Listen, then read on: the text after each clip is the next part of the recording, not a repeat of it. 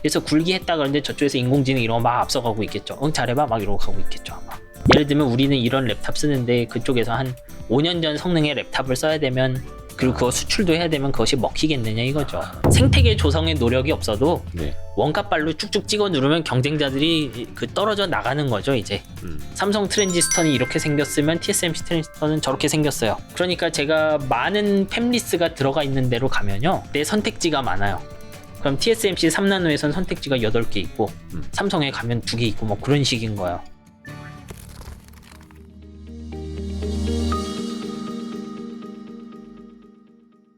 혹시 정인선 작가님이 네네. 개인적으로 보시기에 와 이런 M&A가 일어나면 되게 좋을 것 같다, 재밌을 것 같다라고 혹시 생각해 보신 거 있으세요? 아 저는 사실 그 엔비디아가 암 얘기 나왔을 때 뭐 지금 좀 트러블이 생긴 것 같은데 이거는 그 반도체 제조나 이런 분야보다는 좀 클라우드나 네. 이후에 그 CPU, GPU 사이의 어떤 그리고 혹은 인텔과 암 사이의 어떤 대결을 보는 입장에서 되게 흥미로웠거든요. 이것도 엔비디아가 ARM을 그 인수한다고는 네. 했는데 ARM은 어떻게 보면 이제 반도체 설계 기초 그렇죠, 네, 기초 설계를 해주는 그런 회사, 그렇죠. 기술 네. 기반 이렇게 보면 될 텐데 이것도 여러 나라에서 기업 결합을 승인 안 해준 거잖아요. 예, 사실 좀 신경 쓰이는 부분이 많긴 하죠. 사실은 인텔 같은 데는 별로 달갑지 않을 거예요. 둘이 합친다고 하면. 네, 네. 왜냐하면 지금 엔비디아 GPU 같은 게 좋긴 한데 이제 다 이런 거예요. 결국 컨트롤은 CPU가 하게 돼 있어요. 네. 제가 서버를 잔뜩 놓는다고 하면 CPU가 있고 거기다 PCI 컨트롤러 쭉쭉 꽂아갖고 거기다가 GPU 카드를 꼽아갖고 CPU 위에 코드가 컨트롤하는 구조거든요. 네. 근데 그 과정에서 보면 이제 저도 AWS의 서비스 몇 개 써보면 아마존 웹 서비스. 네. 네. 그거 써보면 GPU는 좀 비싸요 이게. GPU를 쓰는 서비스는 비싸요. 왜냐하면은 아마존 그 웹 서비스 자체가 그건 네. 이제 클라우드인데 그렇죠. 그 클라우드도 요금이 달라요? 네, 제가 GPU CPU 쓰는 거랑 GPU 쓰는 거 요금이 달라요. 아 그래요. 네. 그리고 GPU가 훨씬 비싸죠 해보면. 어. 그거 사실 이건 뭐 제가 기술자로서 생각을 해보면 네. 그럴 수밖에 없어요. 왜냐하면 CPU는 가상화가 좀 되거든요. 네. 그래서 저는 CPU가 하나가 있어도 이거를 여러 사람한테 봉익임선달을 할 수가 있어요. CPU 하나를 4사람한테 팔 수 있죠. 사용 시간만 안 겹치면. 아하, 어차피 연산만 하면 되니까. 근데 GPU는 그게 안 되거든요. GPU는 무조건 하나 사용자한테 할당하면 누가 쓸 수 없기 때문에 필요한 만큼 다 네, 그게 비싸지는 거죠. 설비를 갖춰놔야 되니까.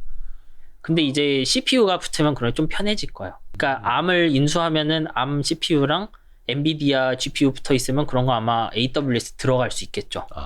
슈퍼컴퓨터에도 결합하기 쉬워지고. 그리고 그렇게 ARM 기반의 서버가 AWS 들어가기 시작하면 이거는 그 기존의 인텔 소프트웨어랑 완전히 다르거든요. 그렇죠. 인텔에서 돌리는 소프트웨어는 ARM에서 안 돌아가요, 사실. 네. 그러면 이제 그런 GPU랑 ARM CPU 결합된 솔루션 팔기 시작하면 인텔도 조금 기분이 좋지 않겠죠, 이거는. 그러면 미국 입장에서도 요거는 조금 고민이 되는 그런 거네요. 저기 우리나라는 맨날 네. 뭐 반도체 겨울이 왔다 어쩌고저쩌고 하면서 이제 가격 동향을 제일 중시하잖아요. 특히 우리나라 수출 1위 품목이니까 메모리 반도체, 특히 이제 D램. 그렇죠. D램은 기본적으로 우리가 뭐 스팟 가격 있고 고정 가격 있고 그렇죠. 고정 가격은 이제 뭐 몇 개월씩 이제 계약을 해서 물량을 내보내는 거고 스팟 가격은 시장에서 거래되는 그렇죠. 가격인데 거기까지 이제 적지 않은 분들이 아시는데 그러면 이 가격 결정은 누가 어떻게 하는지 가격 결정 구조는 어떻게 되는지 힘의 우위에 누가 있는지 요거 좀 알려주세요. 그게 뭐 솔직히 중고나라나 당근이랑 뭐 다르지 않겠죠. 그게 그냥 서로 귀동냥 하면서 눈치 싸움 하는 거겠죠. 저도 이거는 솔직히 잘 알지는 못해요. 근데 결국 이거 정하는 거는 마켓이지. 네.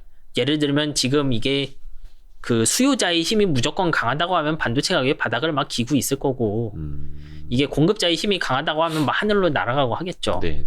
아마 실제로는 제조는 뭐 조금 예측 가능한데 수요자가 예상치 않게 막 팍팍 튀어나오는 모습일 거예요, 이게. 네. 예를 들면 이제 제가 여기 이러고 있다가 지금은 스팟 가격 좀 싸게 받아야지 하는데 네. 이제 잠자고 있던 어디 그 IT 회사 대표가 갑자기 벌떡 일어나갖고 투자 2배 이러면 이제 그러면 가격 막 변하는 거겠죠. 네네네. 뭐 그러면 야 물량이 어제는 있었는데 오늘 없어 뭐 이런 식으로 나오는 거 아닌가 싶어요 저는. 저는 사실 요거 여쭤보려고 그 앞단에 질문을 드린 거였는데 그런 이야기 많이 하지 않습니까? 삼성전자랑 하이닉스랑 합치면 세계 시장 점유율 70%니까. 아, 그렇죠. 네. 이들이 사실상 가격을 좌지우지할 수 있다. 그러니까 뭐 그냥 담합을 해서 가격 올린다 2차원이 아니라 공급량을 좀 줄인다. 뭐 그럴 수는 있죠. 네. 공급량 갑자기 확 늘린다라든지 이런 식으로 시장 가격을 좀 좌우할 수 있다. 그렇게들 보지 않습니까? 뭐 커지면 그렇게 될 수 있죠, 당연히. 근데 그게 이제 지켜보는 입장에서 그걸 오케이 해주겠느냐 하면은 그 오케이 해주지 않으려고 하겠죠, 당연히. 그 수요 입장에서도 어떤 뭐 네. 재고를 좀 미리 좀 쌓아놓을 수도 있는 거고 뭐 그런 뭐 그렇죠. 움직임으로 시장에서 참 그래서 그 서버 업체들이 뭐 DRAM 재고를 몇 주치를 쌓아놨네 뭐 이런 이야기도 계속 많이 하지 않습니까? 네, 뭐 보면은 전에 가격 엄청 오를 땐 재고를 왕창 쌓아놨다가 네. 가격 확 떨어지니까 뭐 또 한참 뭐 이런 식인 거잖아요. 뭐 제조사 입장에서. 네. 네. 그래서 저는 사실 그런 재고 동향이나 이런 건 너무 좀 파악하지 않으려고 해요. 왜냐하면 그 윈터 이즈 커밍 레포트 나왔을 때 아마 모건 스탠리 거. 네, 아마 모간 쪽에서 진심이었을 것 같아요. 자기들도 나름 귀동량도 하고 했겠죠. 네네네. 그래서 뭐 대형 OEM도 만나보고 뭐 반도체 회사 얘기도 들어보고 하면서 가격 떨어지겠다 아마 이런 생각을 했을 거예요. 저는 그거 자체는 거짓이라고 생각하지 않아요. 다만 그 짧은 시간에 틀렸을 뿐. 변했을 뿐이죠, 상황이. 변했을 뿐. 네. 요게 그러니까 기존의 가격 경쟁력은 빠르게 미세화를 해서 네. 원가를 절감을 하고 그렇게 해서 MS를 높이고 또 그를 통해서 가격 경쟁력도 갖고 막 이런 그렇죠. 패턴이었잖아요. 근데 이게 앞으로도 이어질까? 아니면 좀 달라질까요? 앞으로? 자, 앞으로는 이 메모리 쪽도 되게 다변화될 거라고 생각해요. 로직이랑 다변화. 똑같아요. 로직도 그 미세화의 이득이 줄어드니까 그 패키징이나 이런 데서 그 혁신을 가져가는 거잖아요. 네. 디램도 아마 그런 물건이 계속 나올 거예요. 사실 삼성 같은 데가 만든 그 PIM 요번에 나온 거 프로세스 인 메모리라고 네. 메모리 안에서 데이터 처리를 좀 해주는 그런 물건들을 만드는데 이제 그런 식으로 장벽을 쳐야 되겠죠. 왜냐하면 제가 1년에 30%씩 미세 공정으로 원가를 가져가면 네. 예를 들면 중국 회사들이 따라올 생각을 못 해요. 왜냐하면 내가 미세 공정 2단계 밀리면 원가가 2배니까 네. 3단계 밀리면 한 60몇 프로 원가 손해고 네. 근데 1년에 한 15%밖에 아낄 수 없다. 그럼 두세 대 차이면 해볼만 하잖아요. 네. 그러면 그런 갭을 무엇으로 메꾸냐 하면 그냥 고객과의 릴레이션이랑 그 응용처로 메꾸는 거죠. 사실 이 핌 같은 물건은 메모리 회사랑 가깝게 일 안 하면 쓸 수 없는 물건이죠, 이건. 그러니까 기존의 메모리는 이제 되게 공산품이에요. 장점이 있어요, 이게. 네. 제가 이 노트북에다가 하이닉스 딤을 꽂건 삼성 딤을 꽂건 마이크론을 꽂건 어디 걸 꽂건 똑같이 돌아가요. 네. 끼면 끝이죠. 근데 핌같이 응용처가 있는 물건은 반드시 내가 삼성 딤을 이해하고 낀 다음에 그 삼성 딤에 맞는 드라이버도 막 깔고 맞아요. 그거를 이용하는 소스 코드도 짜야 되고 이래서 릴레이션이 생겨야 돼요, 둘 사이에. 이거 어떻게 보면 반도체 회사한테 하이 리스크 하이 리턴이죠. 삼성이 핌을 많이 만들었는데 사람들이 안 써요. 그러면은 그냥 웨이퍼만 낭비한 거죠. 그 웨이퍼 공간 필요하잖아요. 네. 근데 대신 요 핌을 쓰면은 CPU 한 100배 성능이 나오더라, 자기들 하는 일에서. 예전 데이터베이스 이런 게. 그럼 다 그거 쓰겠죠. 그러면 배워서 쓰려고 하겠죠. 야, 네네네. 100분의 1이라고 막 이러면서. 이제 그런 쪽에서 장벽을 만들어 가야죠.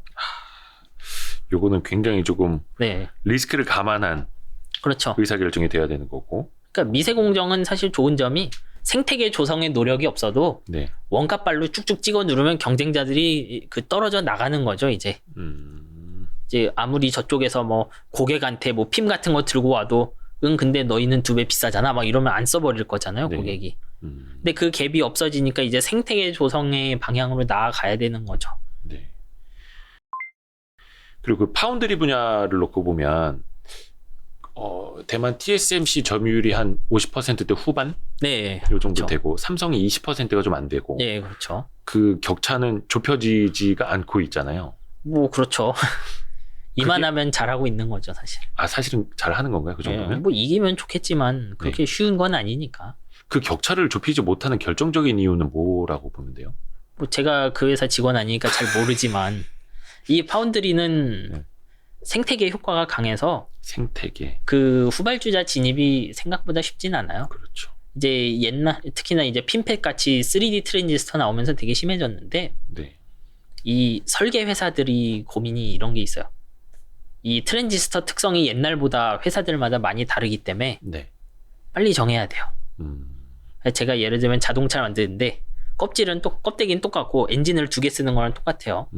근데 엔진 공급하는 회사가 비슷한 엔진들을 공급하면 그대로 쓰잖아요. 네. 근데 엔진을 공급하는 2개의 회사가 엔진 특성이 너무 다르면 빨리 정해야 돼요, 이거를. 네. 빨리 정하고 그거의 특성을 맞춰야 되죠. 그러니까 예를 들면 TSMC 걸로 하면은 회로의 특성이 뭐 전기를 좀 덜 쓰고 대신 뭐 속도는 좀 낮고 뭐 요런 차이가 확 벌어지는 거죠. 네. 근데 그런 문제가 하나 있고요. 두 번째 문제는 파운드리라는 사업도 이미 그 되게 종합 서비스 기업이고 그 파운드리라는 게 하는 일이 팹리스의 생태계 조성자기 때문에 그런 거예요.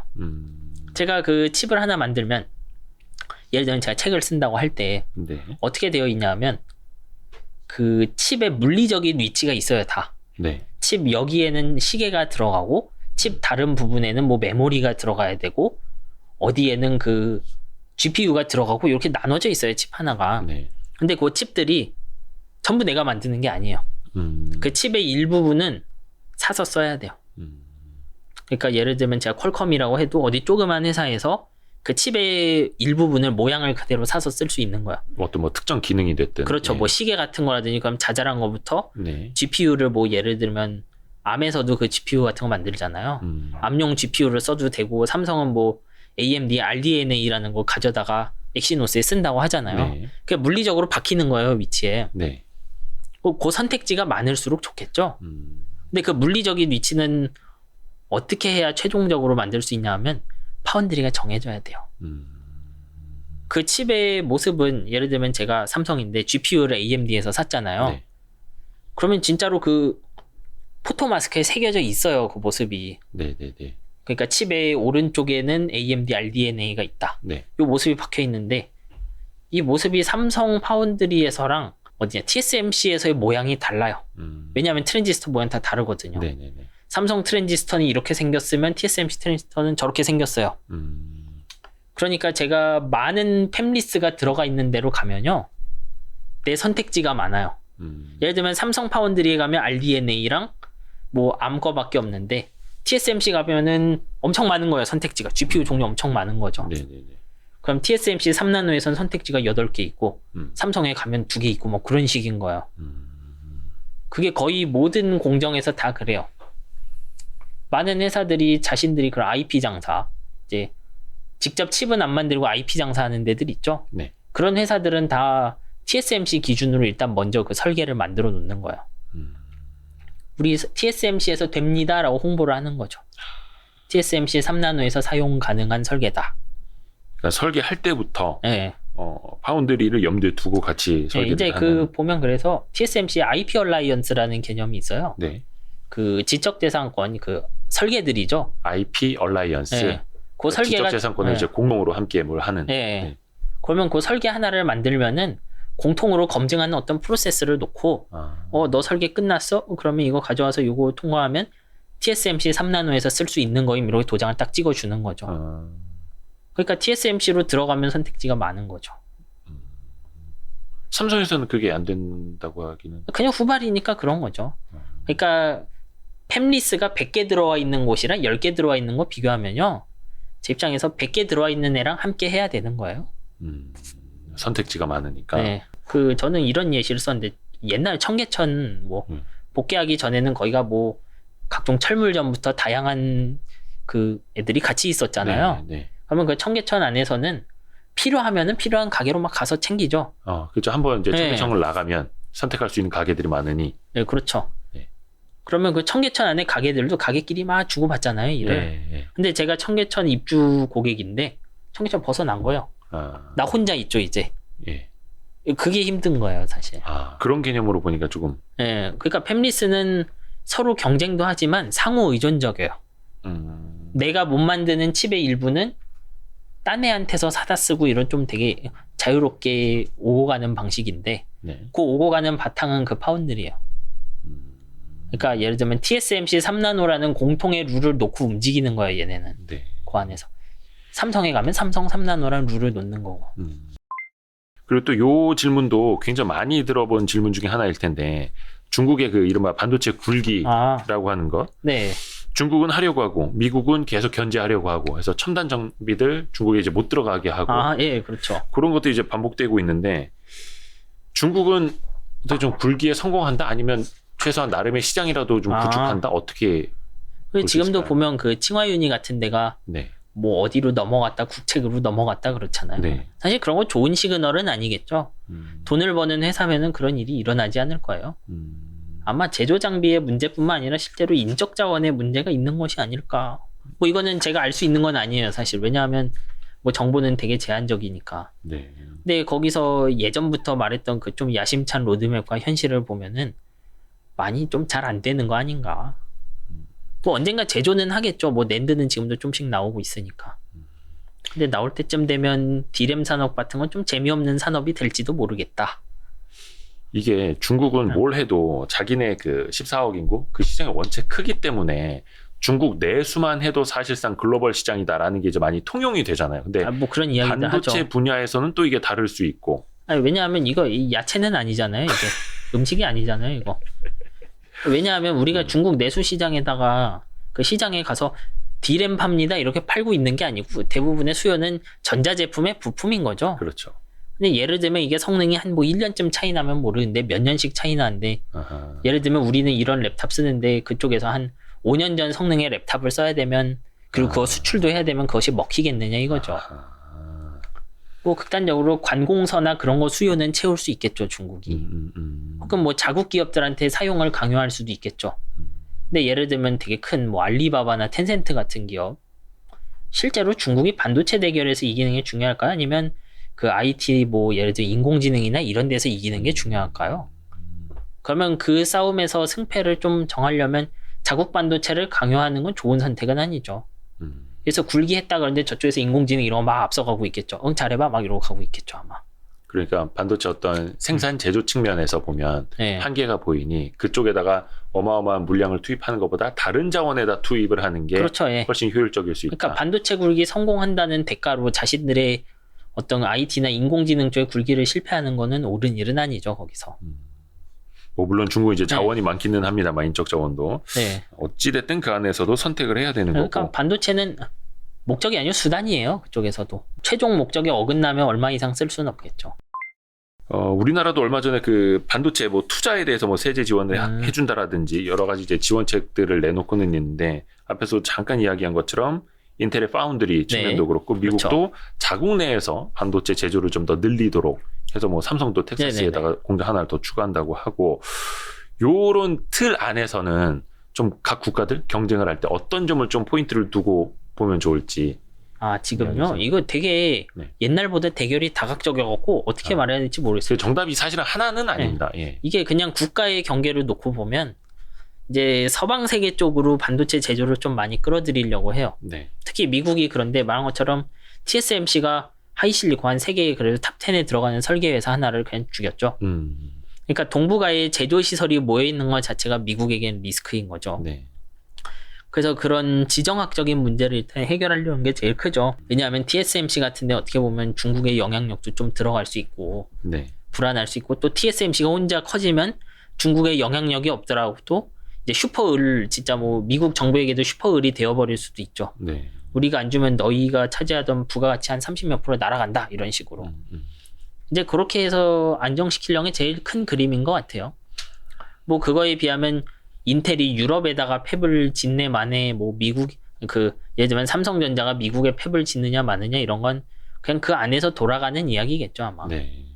그래서 지정학적인 문제도 있고 네. 약간 정치적인 것도 있고 각 기업의 일자리 문제도 있을 수 있고. 정확하게 정치적인 문제가 제일 크겠죠. 뭐 지역의 어떤 거를 놓고 그런 거는 어떻게 보면 미국이란 나라가 파운드리들에게 어떻게 좀 당근과 채찍을 하는 거에 가까운 거죠. 미국 입장에서는 예를 들면 우리가 그 보장하는 게 없으면은 약속은 좀 공허한 거예요. 예를 들면 TSMC가 가서 우린 미국을 배신하지 않을 거야 얘기할 수 있죠. 네. 그걸 어떻게 알아요? 나중에 뭔 일이 날지 모르잖아요. 그러니까 이제 어떻게 보면 그 목줄을 하나 채우는 것이 미국을 벗어나면 손해볼 그 거대한 공장이 되는 거죠. 근데 목줄만 채우면 안 따라오잖아요. 명분은 이제 그러면 보조금이 많아서 떠난다 이런 것이 생겨나야 되는 거죠. 그리고 또 하나가 이제 투자자들 측면에서 보면 약간 이해가 안 가는 게 뭐 이해가 될 수도 있겠습니다만 대만의 TSMC가 훨씬 더 삼성전자보다 고평가를 받고 있잖아요. 제가 그렇죠. 알기로는 예. 밸류에이션이 한 25, 30 그럴 거야 아마. 예. 삼성전자는 뭐 잘 받아봐야 PER 12배 뭐 네. 이 정도밖에 안 되는데 사실 지정학적인 염려로 따지자면 우리나라는 이제 북한하고 맞대있긴 뭐 합니다만 그렇죠. 대만은 이제 중국이라는 큰 이슈가 있고 네. 그러면 지정학적인 문제는 거기나 여기나 비슷한데 왜 거기는 그렇게 고평가 받고 왜 우리는 저평가 받을까 삼성전자? 뭐 그거를 평가하는 건 쉽지 않겠지만 사실 네. 파운드리 마켓도 이게 아마 시간 지나면 한 번씩 불황 호황이 올 거예요. 뭐 지금은 천년 호황 갈 것처럼 이야기하겠지만 근데 보통 TSMC 같은 데는 어떻게 보면 반드시 같이 해야 되는 파트너에 가깝고요. 네. 거의 모든 회사가. 예. 삼성전자는 뭐 아마 물량 넘치거나 좀 다변화할 겸 가는 쪽에 가까울 거예요. 그래서 좀 그 고객의 충성도라고 해야 되나? 예. 그런 리스크들을 반영하는 거 아닌가? 저는 좀 그렇게 생각을 합니다. 고객의 충성도적인 네. 측면에서 뭐 시장 점유율도 그 안에 포함이 돼 있을 테고 네, 그거는 지나봐야 아는 거죠. 정인성 작가님도 뭐 주식 투자는 조금 하실 예. 그렇죠? 그러면 반도체 관련 기업들에 좀 투자를 하시나요? 저는 그 완제품 아니고 이제 완성된 반도체 기업들 예전 네. 삼성전자, 하이닉스 뭐 이런 쪽을 투자하는 쪽이에요. 뭐 개별 장비나 부품이나 소재나 이런 쪽보다는 예, 왜냐하면 제가 이렇게 좀 이것저것 생각을 해보면 예. 내가 과연 장비 회사를 평가할 깜냥이 되느냐. 아니 이렇게 많이 아시는 분이 근데 정말 제조 장비가 좋고 나쁜 거는 현장이 정하는 것 같아요. 저는. 뭐 저도 제조 현장에 있는 사람은 아닌데 네. 예를 들면 제가 여기서 8대 공정 설명을 했지만 네. 예를 들면 특정 회사가 우리는 그 증착을 잘 해요. 뭐 이런 식으로 설명할 수 없는 거예요. 예를 들면 인텔은 그 코발트 같은 걸 썼어요. 그 지금 7나노로 이름 바꾸면 10나노 이런 거 할 때 네. 제가 이걸 코발트 이런 걸 썼다고 했는데 지금 한국에서 증착 잘하는 회사들이 코발트 증착할 수 있느냐? 알 수가 없죠, 그거. 그것도 알 수 없고. 그러면 인텔이 그 다음에 또 코발트 쓸 거야? 다음에도 쓸 수도 있죠. 그러면 인텔이 코발트 쓰면은 삼성도 나중에 쓰나? 알 수가 없잖아요, 사실. 그 예를 들면 삼성은 전혀 다른 걸 쓸지도 몰라요. 예를 들면 그 하이케이 메탈 게이트 뭐 이런 것들 나오는데 네. 드디어 디램에 적용이 됐거든요. 네네네. 근데 이거 원래 로직이 있었어요. 인텔이 인텔이 옛날 하이케이 예전에 썼죠, 이미 CPU 만들 때. 네. 근데 이제 와서 하이케이 쓴다? 그러면 옛날 기술 쓰는 거냐? 그렇다면 보장은 없어요. 아마 머터리얼도 다를 거고 구조도 좀 다르고 하겠죠. 네.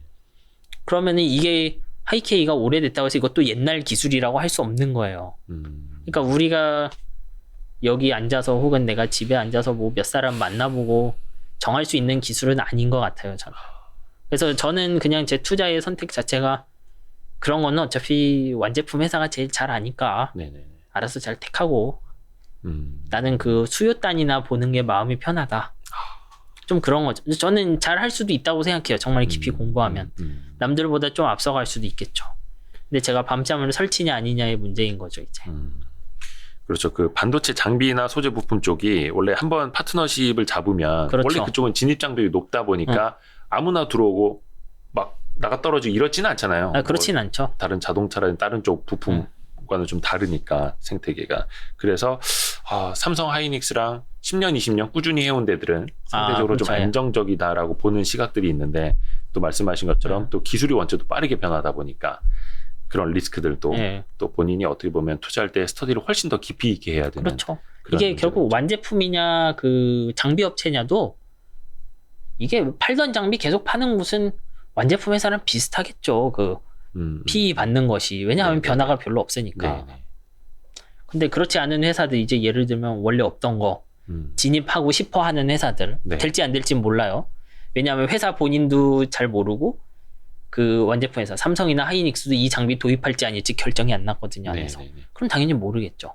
거의 현장이 돌려보고 많이 논의하고 정하는 거니까. 그래서 이렇게 반도체 장비 회사들이나 뭐 다른 회사들 보면은 약간 좀 부침이 좀 이렇게 있더라고요. 예, 그 다음번 기술 따라가지 못하면 한번 쿵 그렇죠. 예, 당연히 그렇게 되죠. 차기 기술도 이제 도입하나 또 일어섰다가 그런 어려움이 있습니다.